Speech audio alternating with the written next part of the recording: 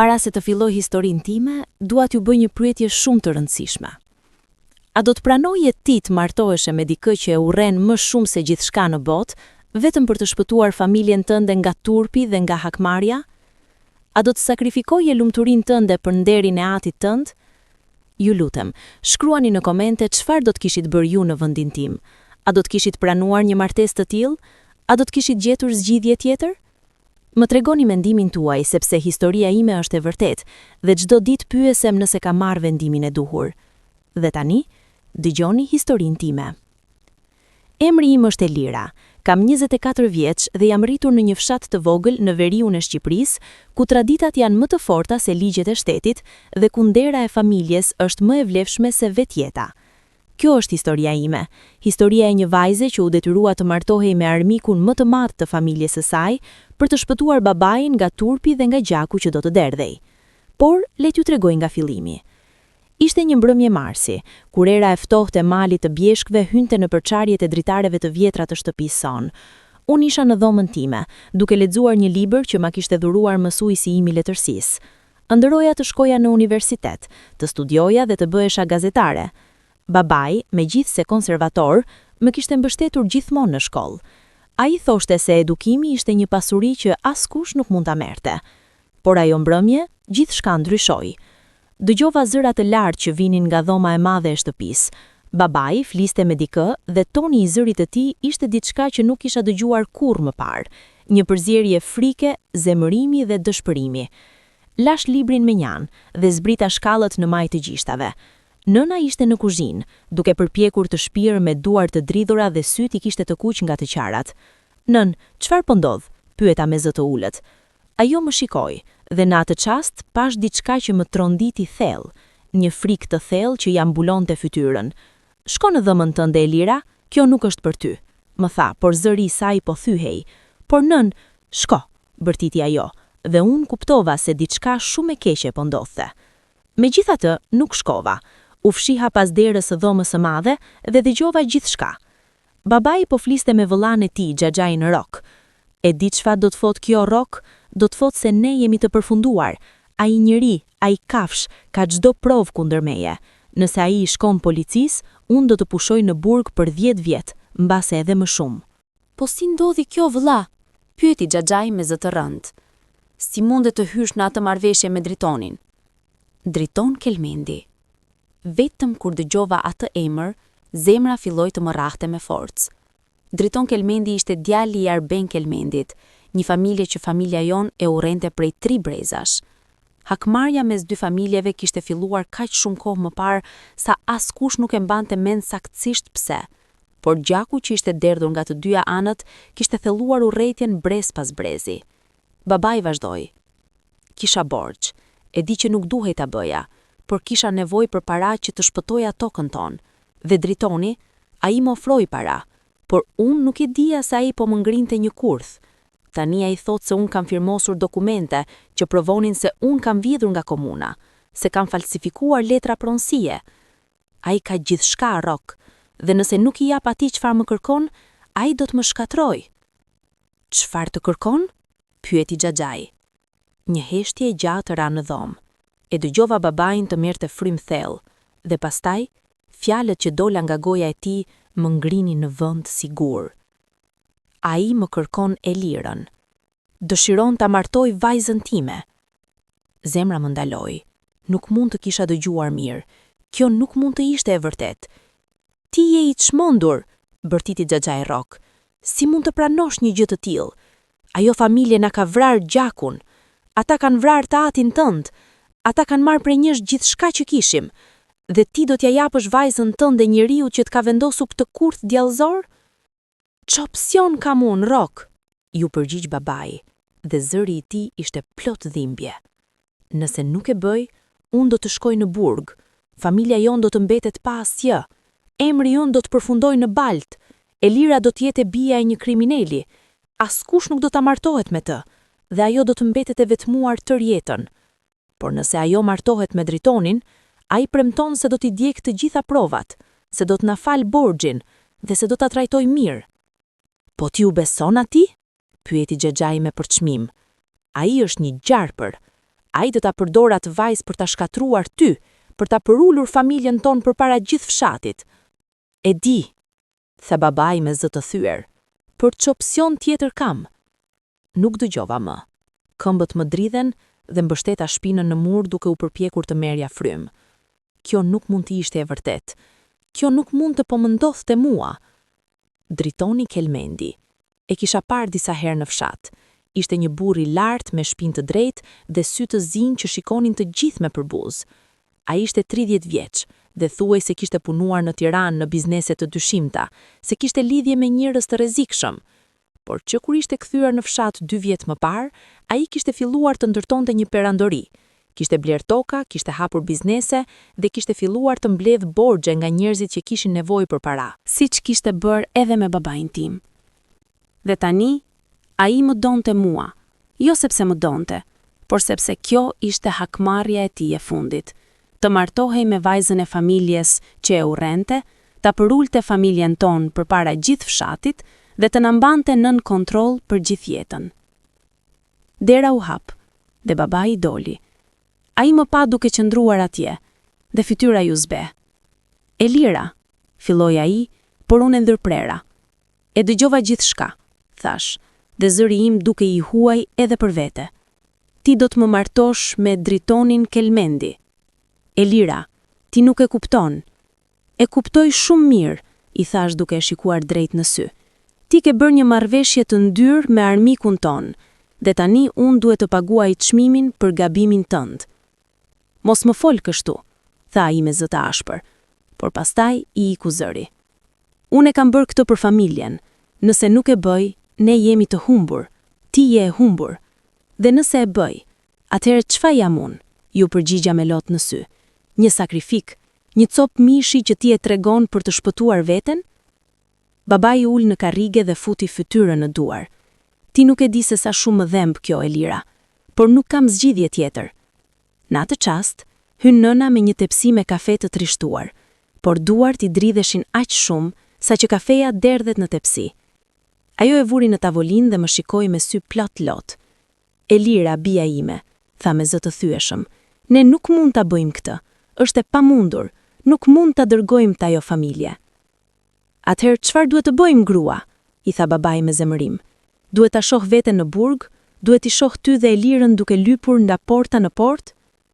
Nëna qau pa zë, dhe unë ndjeva si diçka brenda meje, po thyhet në copa të vogla. Sa kohë kam? Pyeta me zë të ftohtë. Babai më shikoi. Ai dëshiron përgjigje deri të shtunën. Kemi 3 ditë.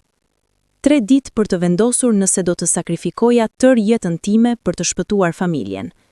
3 ditë për të vendosur nëse do të martohesha me një njeri që e urenja, që familja ime e urrente, që ishte armiku ynë prej 3 brezash.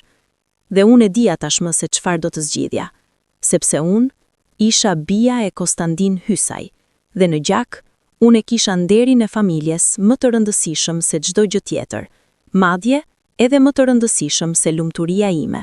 Ajo natë nuk fjeta fare. Qëndrova e shtrirë në krevat, duke shikuar tavanin dhe duke dëgjuar tingujt e natës, zërin e babait që ecte lart e poshtë në dhomën e tij, vajturinat e heshtura të nënës dhe diku në largësi zilin e një qeni që uluri në hën. Në mendjen time kaluan të gjithë ëndrat që kisha pasur: universiteti, karriera si gazetare, mundësia për të jetuar jetën time, për të zgjedhur burrin tim, për të pasur fëmijë me dashurinë, jo me detyrimin. Por tashmë e dija se ato ëndra kishin vdekur. Në mëngjes, zgjova me sytë e tharë dhe me vendim në zemër. Zbrita në kuzhinë, ku nëna po përgatiste mëngjesin me lëvizje mekanike, sikur ishte një robote pa shpirt.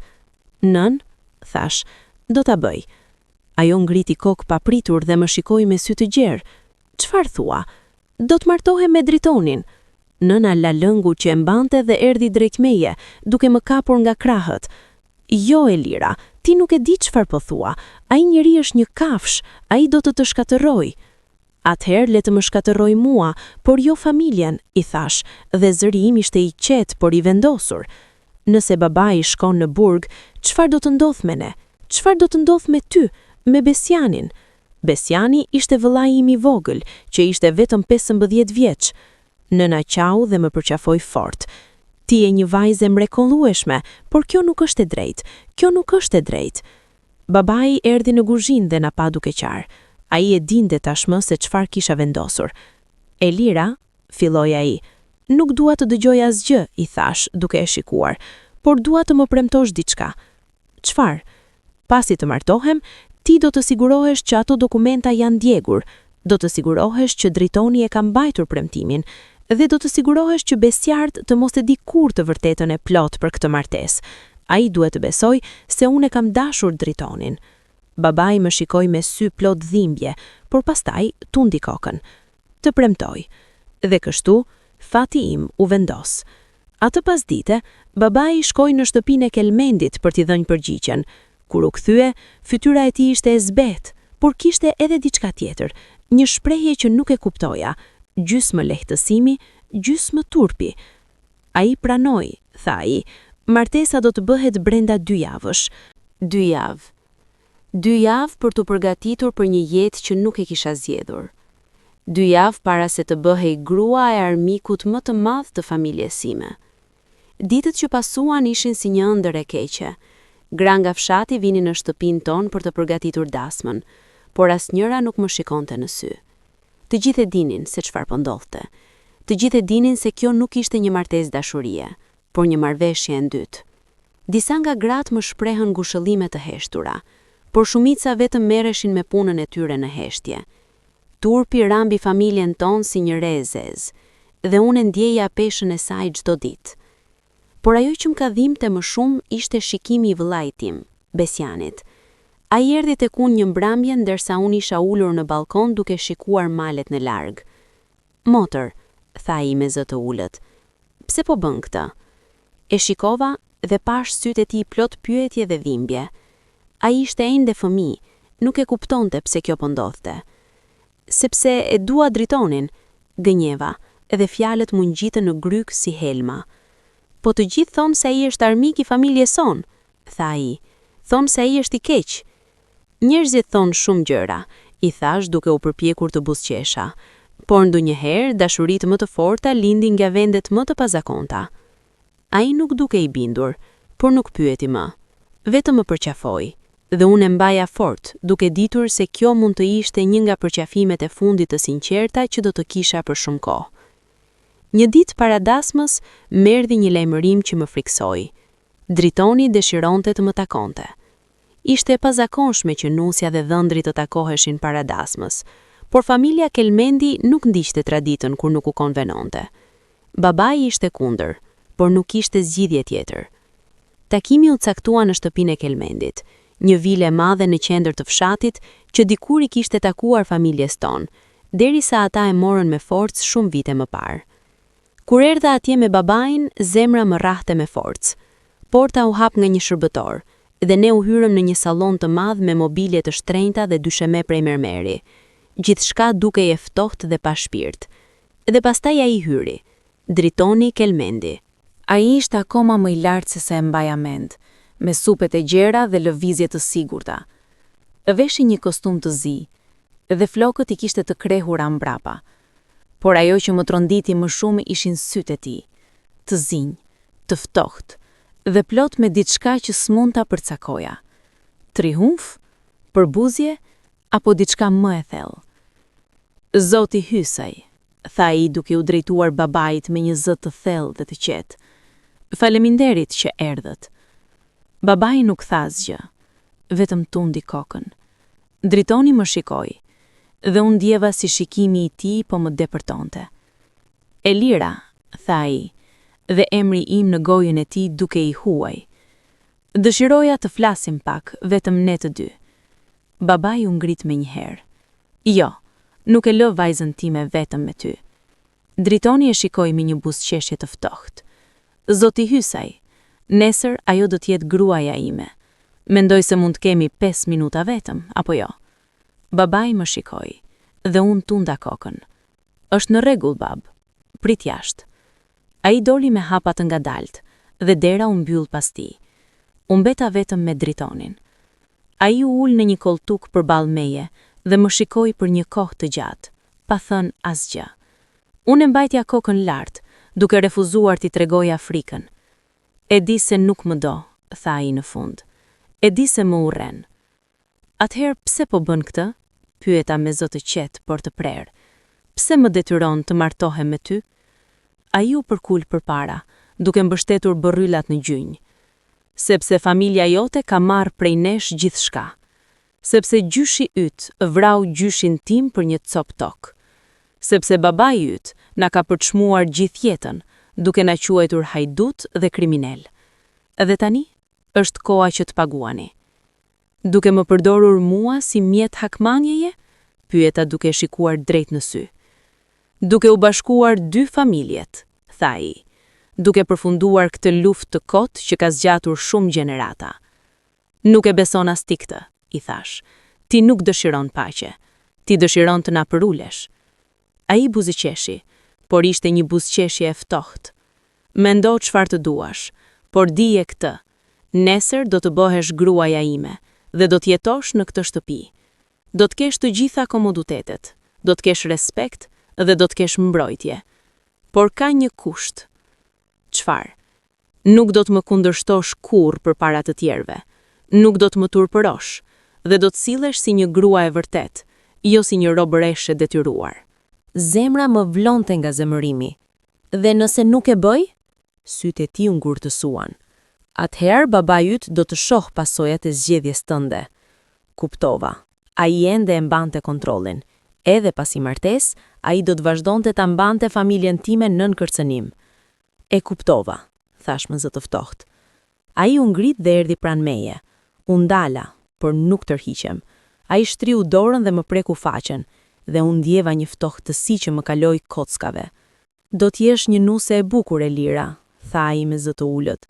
Dhe mbase me kalimin e kohës, do të mësosh të më shohësh ndryshe. Asnjëherë, i thash duke ja hequr dorën nga fytyra ime. Ai buzëqeshi përsëri, por kësaj here kishte diçka të hidhur në atë buzëqeshje. Atëherë kjo do të jetë një martesë interesante. Unë dola nga ajo shtëpi duke nditur si një e burgosur që po shihte për herë të fundit dritën e diellit. Babai më priti jashtë dhe ne u nisëm për në shtëpi pa folur asnjë fjalë. Atë natë, e fundit si Elira hysaj, vajzë e lirë dhe me ëndra, qëndrova zgjuar deri në mëngjes. E dija se kur të lindja dielli, jeta ime do të ndryshonte përgjithmonë, dhe e dija se lufta ime e vërtet po fillonte tani. Mëngjesi i ditës së dasmës erdhi me shi. Pikat e shiut goditnin dritaret e dhomës sime si lot të qiellit, dhe unë e mora këtë si një shenjë të keqe. Por nuk kishte kthim pas tani. Fati ishte vendosur, dhe unë duhej ta përballoja me kokën lart. Nëna hyri në dhomë herët në mëngjes, duke mbajtur një fustan të bardhë, fustanin e dasmës që ishte bërë me nxitim nga rrobaqepset e fshatit. Ishte i bukur, me dantela dhe qëndisje të holla, por për mua dukej si një veshje varimi. Hajde, bia ime, tha nëna me zë të thyeshëm. Është koha. Ajo më ndihmoi të vishem dhe çdo shtresë e pëluhurave që më mbështillte, ndihej si një zinxhir tjetër që po më lidhte për fatin tim të ri. Kur ajo më vendosi velin, ajo nuk mund të mbante më lotin, dhe qau haptazi. Më fal, tha ajo duke më përqafuar. Më fal që nuk mundëm ta ndalonim këtë. Më fal që s'jam një nën mjaft e fortë për të mbrojtur. E përqafova fort. Ti nuk ke asgjë për t'u fajsuar, nën. Jetojmë në një botë ku gratë paguajnë për gabimet e burrave. Gjithmonë ka qenë kështu. Ajo më largua dhe më shikoi në sy. Por ti nuk duhet ta pranosh thjesht, Elira. Ti je fort, ti je zgjuar. Mos lejo që ai njeri të thyej. Nuk do të më thyej, i premtova, megjithse brenda nuk isha e sigurt nëse mund ta mbaja atë premtim. Ceremonia e dasmës u mbajt në shtëpinë e Kelmendit, siç ishte traditë që dasma të bëhej në shtëpinë e dhëndrit. Kur erdha me automjetin e stolisur, pash se gjithë fshati kishte ardhur, jo për të festuar, por për të parë spektaklin e turpit ton. Njerëzit qëndronin në dy anë, nga njëra anë familja dhe mbështetësit e Kelmendit, nga ana tjetër familja jon dhe ata pak që ende na mbështesnin. Por edhe në radhët tona, pash shikime të fshehta turpi dhe mosmiratimi. Kur hyra në oborrin e madh të shtëpisë, muzika filloi të binte, një muzikë gjallë dasme që kontrastonte me atmosferën e rëndë. Dritoni më priti në portën e shtëpisë, duke veshur një kostum blu të errët që e bënti të dukej edhe më mbreslënës dhe kërcënues. sytë tanu takuan, dhe në atë moment ndjeva diçka të çuditshme, jo vetëm urrëtie, por edhe një lloj kureshtje. Çfarë po mendonte ai? A e shihte vërtet këtë si një triumf, apo kishte diçka më shumë në këtë vendim të tij? Por nuk pata kohë të mendoja më tej. Ceremonia filloi. Imami i fshatit, një plak me mjekër të bardhë dhe sy të mençur, qëndroi midis nesh dhe filloi të lexonte lutjet. Ai më shikoi me një shprehje që dukej se dëshironte të më thoshte, "Më vjen keq, vajzë shkret", por nuk tha asgjë. Kur erdhi koha për të thënë po, zëri im gati që nuk doli. Gryka më ishte tharë dhe gjuha nuk më lëviste, por pastaj kujtova babain, kujtova nënën, kujtova bestianin dhe fjalën e nxora nga thellësitë e shpirtit. Po, thash, dhe ajo fjalë ishte si një shpatë që më shpoi zemrën. Dritoni tha të njëjtën gjë me një zë të fortë dhe të qartë, dhe pastaj imami na shpalli bashkëshort. Duartrokitje të dopta u dëgjuan përreth dhe unë pash babain tim që qëndronte mënjan, me kokën të ulur, sikur po mbante peshën e botës mbi supet e tij. Nëna qante pas zë, e mbështetur nga disa gra të familjes. Dhe kështu, në atë çast, unë u bëra Elira Kelmendi. Dasma vazhdoi me fest, por ishte një festë e çuditshme. Njerëzit hanin dhe pinin, por ajri ishte i mbushur me tension. Familjet e dy anëve rrinë të ndara dhe askush nuk fliste me njëri tjetrin. Muzika luante, por askush nuk vallëzonte me zemër. Unë isha ulur në karrigen e nuses, duke i shikuar të gjithë me një shprehje të zbrazët. Dritoni rrinte pranë meje duke folur me disa nga miqtë e tij, por unë nuk e dëgjoja asnjë fjalë. Mendja ime ishte larg, në një vend ku isha ende e lirë. Në një moment, vllai im Bestiani erdhi pranë meje. Ai më dha një përqafim të shpejtë dhe pastaj më fshiu një lot që më kishte rrëshqitur nga syri. "Je bukur, motër", tha ai me zë të ulët. "Shpresoj që t'jesh e lumtur." "Do t'jem", gënjeva përsëri, dhe ai iku para se të mund të shihte se sa shumë po më dhimbte. Festa zgjati deri vonë në mbrëmje. Kur në fund të gjithë filluan të largoheshin, unë e kuptova se momenti që e kisha friksuar më shumë po vinte. Nata e parë me Dritonin. Kur mbetëm vetëm në shtëpi, një heshtje e rëndë ra midis nesh. Shërbëtorët kishin pastruar gjithçka dhe ishin tërhequr në dhomat e tyre. Shtëpia e madhe, e bukur dhe e ftohtë tani ishte shtëpia ime, por nuk ndjeja asgjë veç se një ndjenjë izolimi. Dritoni më çoi në dhomën e madhe në katin e sipërm, dhomën tonë bashkëshortore. Ishte një dhomë luksoze me krevat të madh, mobilje të shtrenjta dhe dritare që shikonin nga malet. Por për mua, ajo dhomë dukej si një qeli. "Kjo është dhoma jote tani", tha ai duke hyrë. "Mund ta ndryshosh çfarë të duash, mund të sjellësh gjërat e tua nga shtëpia e vjetër." Unë nuk i përgjigja, vetëm qëndrova pranë dritares, duke shikuar natën e errët jashtë. Ai erdhi prata meje, e ndjeja praninë e tij, por nuk u ktheva. "Elira", tha ai me zë më të butë se sa prisnin. "E di se kjo nuk është ajo që doje ti, por jemi këtu tani dhe duhet ta bëjmë këtë të funksionojë." "Nuk ka asgjë për të funksionuar", i thash me zë të ftohtë. "Ti më ke bler, ti ke shantazhuar babain tim, dhe tani unë jam këtu sepse nuk kisha zgjidhje tjetër. Mos u bëj sikur ky është një martesë normale." Dëgjova sa ai mori frym thellë. "Nuk jam aq keq sa mendon ti." U ktheva dhe e shikova drejt në sy. "Ti je burri që ka shkatruar familjen time, burri që ka përdorur borxhin për të më detyruar të martohem. Si mund të mos të jesh keq?" Për një moment, pash diçka në sytë e tij. Mbase zemërim, mbase dhimbje, nuk e dija me siguri, por pastaj ai u largua dhe shkoi drejt derës. "Do të flesh këtu vetëm sonte", tha ai pa u kthyer. "Unë do të fle në dhomën tjetër. Kur ti jesh gati të flasim si njerëz të rritur, më thuaj." Dhe me këtë, ai doli duke mbyllur derën pas tij. U mbeta vetëm në atë dhomë të madhe dhe të ftohtë, dhe për herë të parë që nga mëngjesi e lash veten të qaja. Qava për jetën time të humbur, për ëndrat e mia, për lirinë time. Qava për vajzën që kisha qenë dhe për gruan që tani u detyrova të bëhesha. Javët e para të martesës ishin të çuditshme. Dritoni nuk më preku asnjëherë. Ai flinte në një dhomë tjetër dhe më trajtonte me një lloj respekti të largët. Në mëngjes hante mëngjesin dhe shkonte në punët e tij. Në darkë shpesh nuk vinte fare, ose vinte vonë dhe hante vetëm. Unë kaloja ditë duke eksploruar shtëpinë, duke lexuar libra nga biblioteka e pasur që kishte, ose duke etur në kopshtin e madh. Shërbëtorët më trajtonin me respekt, por edhe me një lloj mëshire që e urreja. E dinin të gjithë se çfarë lloj martese ishte kjo. Por ajo që më habite ishte se Dritoni nuk u soll kur ashpër me mua. Ai nuk më kërcënoi, nuk më urdhëroi, nuk më trajtoi si pronë. Në vend të kësaj, ai më la të bëja çfarë të doja, dhe kjo më hutonte. Një mbrëmje, vendosa ta përballoj. Ai kishte ardhur në shtëpi më herët se zakonisht dhe po lexonte në studion e tij. Trokita në derë dhe hyra pa pritur përgjigje. Duhet të flasim, i thash. Ai ngriti kokën nga libri dhe më shikoi. Për çfarë? Për këtë martesë, për atë që po ndodh. Ai mbylli librin dhe më bëri shenjë të ulem. Fol. U ula në koltugun përballë tij. Pse nuk po sillesh si ai që prisja? Pse nuk po më trajton si një rob, si dikush që e ke bler? Ai më shikoi për një kohë të gjatë. Sepse nuk të dua ty si një rob, Elira. Të dua ty si një grua. Zemra më rrahu më fort. Po çfarë do të thotë kjo? Do të thotë se shpresoj që një ditë ti të më shohësh jo si një armik, por si një bashkëshort. Do të thotë se nuk dua ta filloj këtë martesë me dhunë dhe frikë.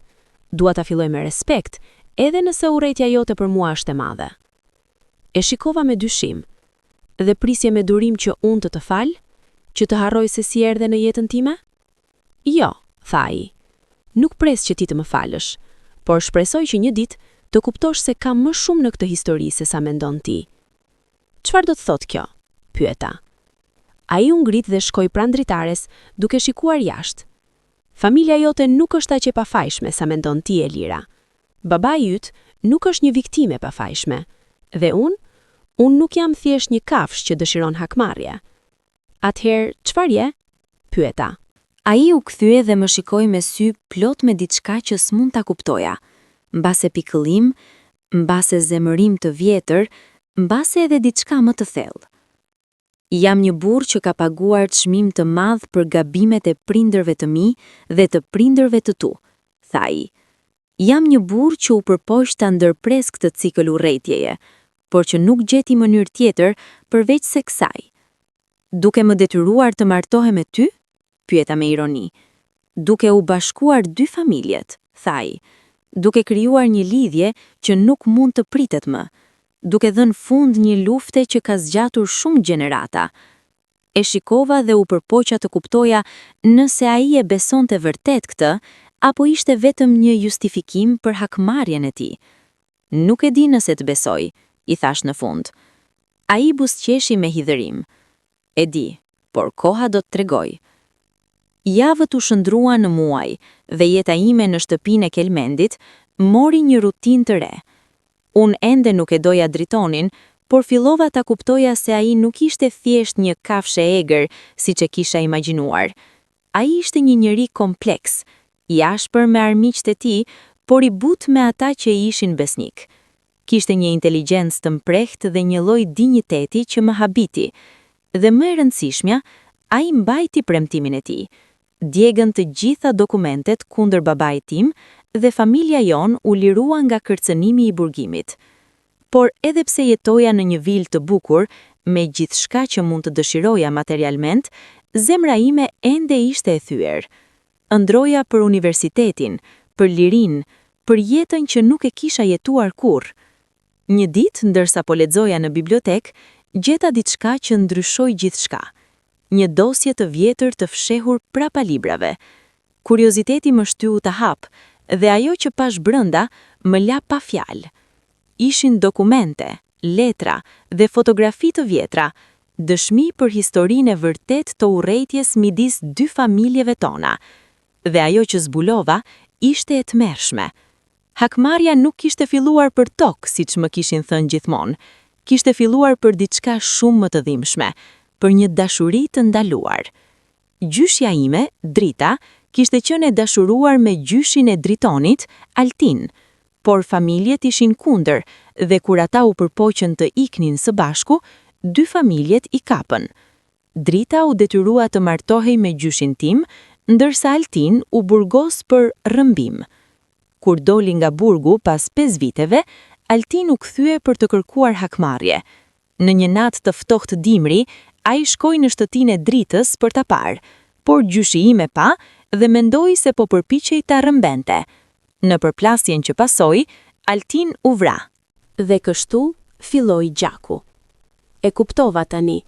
Kjo urrejtje e vjetër kishte lindur nga dashuria, një dashuri që u shtyp me forcë, që u shndrua në dhimbje dhe që pastaj u shndrua në hakmarrje që zgjati 3 breza. Dhe tani, unë dhe Dritoni ishim viktimat e fundit të kësaj historie tragjike. Atë mbrëmje, kur Dritoni u kthye në shtëpi, e prisja në studio me dosje në duar. Lexoje këtë, i thash duke ja dhënë. Ai e mori me dyshim dhe filloi ta lexoj.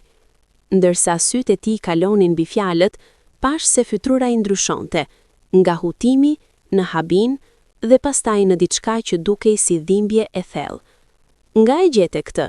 Pyeti me zë të ulët. Këtu, në bibliotek, ishte e fshehur. Ai u ul ngadalë në karrige, duke mbajtur dosje në duar. Nuk e dija, tha ai. Nuk e dija asnjëherë të vërtetën. As unë, i thash, por tani e dim, dhe tani e kuptoj pse ti vendose ta bësh këtë. Ai më shikoi me sy plot pyetje. Ti nuk doje thjesht hakmarrje, vazhdova. Ti doje ta përfundosh ciklin, doje të na bashkosh ashtu siç gjyshërit tan nuk u bashkuan kurrë. Doje ta kthesh tragjedinë në diçka më të mirë. Ai nuk tha asgjë për një kohë të gjatë. Pastaj, ai foli me një zë kaq të ulët sa mezi e dëgjova. Gjyshi im vdiq i shkatëruar. Aq shumë e donte gjyshen tënde sa nuk u martua kurrë me dikë tjetër. Dhe kur vdiq, fjalët e fundit të tij ishin: përfundoni këtë urrejtje. Por askush nuk e dëgjoi. Askush nuk deshi ta përfundonte. Përveç teje, thash. Përveç meje, përsëriti ai. Por mënyra që e zgjodha, e di që ishte e keqe. E di që të kam lënduar, dhe për këtë të kërkoj falje. Ishin fjalët e para të sinqerta midis nesh. Ishin fjalët e para që më bën ta shoh atë si një njeri, jo si një armik. Nga ajo ditë, diçka ndryshoi midis nesh. Filluam të flasim më shumë, të ndajmë histori, të kuptonim njëri tjetrin. Unë zbulova se Dritoni kishte humbur nënën e tij kur ishte fëmijë, se babai e tij e kishte trajtuar ashpër dhe se ai kishte paguar çmim të madh për të fituar respektin që kishte tani. Dhe ai zbuloi se unë kisha ndruar për një jetë të ndryshme, që doja të studioja, që doja të isha e lirë. Mund të shkosh në universitet, më tha një ditë. Nuk është vonë. Mund të regjistrohesh në Prishtinë. Unë do të mbështes. E shikova me habi. Vërtet? Vërtet, tha ai. Unë nuk dua ta mbyll ëndrat e tua e lira. Dua t'i bëj ato realitet. Dhe për herë të parë që nga dita e dasmës, ndjeva diçka që ngjante me shpresë. Një vit ka kaluar nga ajo ditë e shiut kur u martova me Dritonin. Shumë gjëra kanë ndryshuar që atëherë. Unë fillova studimet në Universitetin e Prishtinës, në Fakultetin e Gazetarisë. Dritoni vjen të më marrë çdo fundjavë dhe ne kalojmë kohë së bashku, duke folur, duke ndarë ëndra, duke ndërtuar diçka që filloi me dhunë, por që po bëhet diçka e vërtet. Nuk them se e dua ende plotësisht. Dashuria nuk vjen me forcë dhe nuk vjen me një herë, por po e mësoj ta respektoj. Po e mësoj ta shoh jo si armikun që më detyroi të martohem, por si burrin që po më ndihmon të jem ajo që gjithmonë kam dashur të jem. Familjet tona ende kanë tension, por tani janë më të prirur të ulen në të njëjtën tavolinë. Babari im dhe Dritoni filluan të flasin për biznes së bashku. Nëna ime më vjen të më shoh dhe ka filluar ta pranojë që kjo martesë mbase nuk ishte aq e keqe sa mendonte. Dhe Besiani, vëllai im, sapo përfundoi gjimnazin dhe po planifikon të shkojë në universitet. Ai nuk e di ende të vërtetën e plot për martesën time, por një ditë do t'ja them. Kështu që për t'ju përgjigjur pyetjes që bëra në fillim, a do të pranoje ti të martoheshe me dikë që e urren më shumë se gjithçka në botë, vetëm për të shpëtuar familjen tënde? Unë e bëra, dhe ndonjëherë ende pendohem. Ndonjëherë ende qaj për vajzën që kisha qenë, por herë të tjera shoh në pasqyrë dhe shoh një grua që është më e fortë se çdo herë. Një grua që sakrifikoi lirinë e saj, por që gjeti një mënyrë për ta rimarrë atë. Historia ime nuk ka një fund të lumtur në mënyrë tradicionale, por ka një fund që më ka mësuar se jeta nuk është e bardhë e zezë, se njerëzit janë më komplekse se sa duken, dhe se nga tragjedia më e madhe mund të lindë diçka e re, diçka që mbase një ditë do të bëhet e bukur. Dhe kjo, për mua, është mjaft. Shkruani në komente. A mendon se Elira mori vendimin e duhur? Çfarë do të kishe bërë ti në vendin e saj? A besoni se Dritoni ishte vërtet i sinqert, apo kishte motive të fshehta? Duhet që traditat të kenë peshë më të madhe se lumturia personale? Më tregoni mendimet tuaja. Kjo histori është e bazuar në ngjarje të reale që ndodhin ende në shumë vende të botës, ku gratë paguajnë për gabimet e burrave dhe ku nderi i familjes është më i rëndësishëm se gjithçka.